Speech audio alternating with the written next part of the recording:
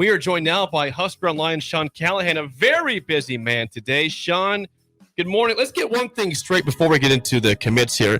There's been some confusion between me and Sip here. What time is the Matt Rule press conference today, Sean? It's at 11:30 a.m. Okay, thank you. I misinformed people and said 10:30, so thank you. 11:30 a.m. today, Matt Rule will speak to the people. Had to tell his driver. The Chariot, yes, the Chariot, man. He had to take care of him. All right.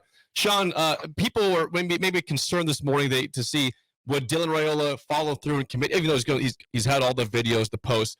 He is the first person to commit this morning. Signs at 6:10 a.m. Sean, were you worried about any sort of drama here, or are you surprised he's the first guy to sign for the Huskers today?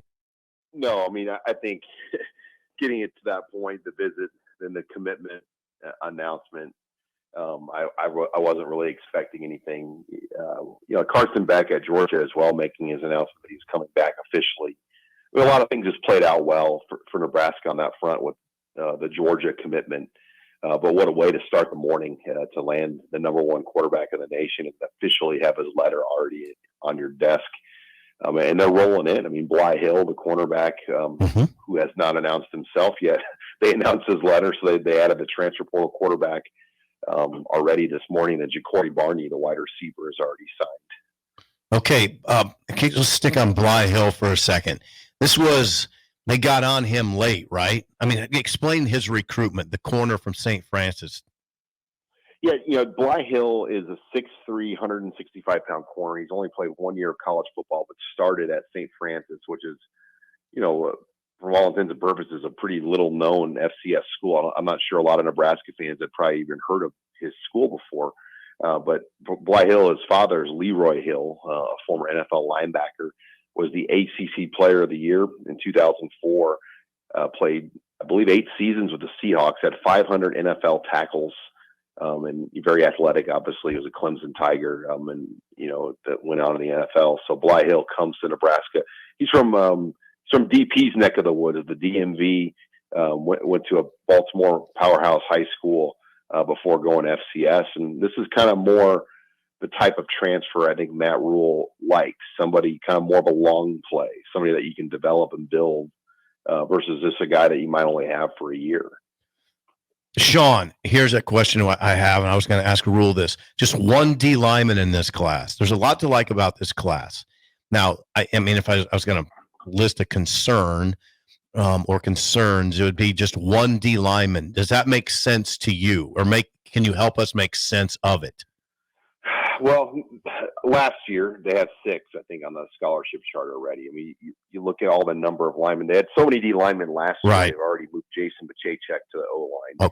Oh, yeah. I do think there's some linemen in this class that could play D-line too. Like Ashton Murphy's obviously a D lineman in the class. Jake Peters, though, could play D-line. Okay. He's got the ability to do that, and he's an athletic guy. He plays basketball, moves around, runs well. So I think a couple of things. Yeah, Carlon Jones was in there, and they lost him. Right. But their numbers are loaded from last year on D-line, and they feel like all the guys they signed last year are on the right track.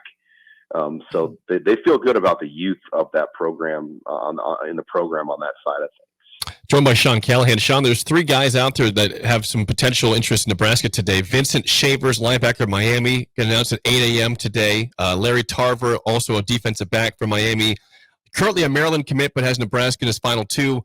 And Amari Sanders from Miami going to announce at 11 a.m. Do you expect Nebraska to land any of those guys here today? Yeah, I think it sets up right now to go 3 for 3. I mean, I think if I put my projections or my picks in on 3, I've got Nebraska getting all 3. So I think Bly Hill in now, and I think there's 3 more coming that they'll close the day. So it's a really big number when you add the total number of commits up right now. I mean, Nebraska is going to be, just under 30 when it's all said and done. But I believe 28. Yeah, 28. Sean will be the number when you add those 3. Yeah. So Vincent Shavers, Larry Tarver, and Sanders will be added to the class. Of those right. three, I mean, which is the biggest impact in your opinion? They're all unique in their own way. I mean, they're all. It's just I think the Miami angle there is impactful thing and Okay. the push they made in Miami. Phil Simpson on the staff from Homestead is the former head coach, state championship head coach from Homestead, and pushed to land those guys. But Shavers was a Miami commit, and they kind of went wild in the transfer portal. And I think their spots and situations changed at Miami, and you see this a lot happen now with kids. They get pushed out by the portal or something happens, and Nebraska really liked him. They're like, God, this is a guy that's pretty good that we want to work with. Let's bring him in for a visit. So his recruitment literally was like a week-long process. They didn't have him on campus until this last week. Now the other two, Tarver, that's been going on all season. He visited Lincoln in the regular season on an official, and he's going to be an early enrollee. So that one to me is done already. And then the other one you mentioned, Sanders. That I think Nebraska. I thought he was going to commit back in July. So I think that one is very favorable for the Huskers as well. I think it's super cool if you can walk around and say, I'm the best player in this state. I mean, it would really, it'd freak me out if I was that guy.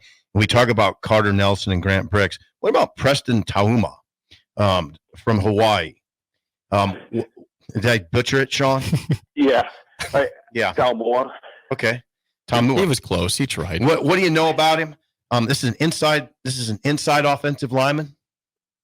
Yeah, no, well, they think he can kick out though too. Oh, okay. They think he has the ability to play both. And his height, 6'3.5". I mean, I think he's closer. He's more like 6'4". I know Nebraska feels like he's got the length to play outside, but he's the only 4-star player in Hawaii. To kind of put it in perspective. Okay. And there's only one 4-star in that whole state. Nebraska pulled them out, beat Oregon, beat Auburn, beat Arizona. They got the number one player in Montana as well. Coming in this class, I mean, they signed a lot of number one ranked state players in this class when you kind of break it down top to bottom. Interesting, Sean. If you had to identify, you get this a lot, I know, a sleeper or a sleeper or two, maybe a guy that doesn't get talked about enough. There's two, I'd say. Quinn Clark, I mentioned Montana. Yeah. Number one player. He's long. He can run. He had a huge senior season in Bozeman, Montana, son of the late Ken Clark. And then Keelan Smith, the son of Neil Smith. I think when Nebraska took him, a lot of people were like, wow, kind of a reach or, a stretch to go this hard on Keelan Smith back in the spring. Well, Keelan Smith ended up being the Missouri High School Player of the Year, and he dominated. I mean, he put up major numbers. Like, he could end up being, a guy that can help next year. So I thought Keelan Smith, to me, was, a guy that we don't talk about a ton because he committed so long ago. But that turned out to be a really good addition. Good job, Sean. Well, Sean, we know you have a busy day ahead. Thanks for joining us, and we will chat with you again next week. Thanks for the time this morning. All right. Hey, thanks, guys. I appreciate it. See you, Sean. Husker Online's Sean Callahan.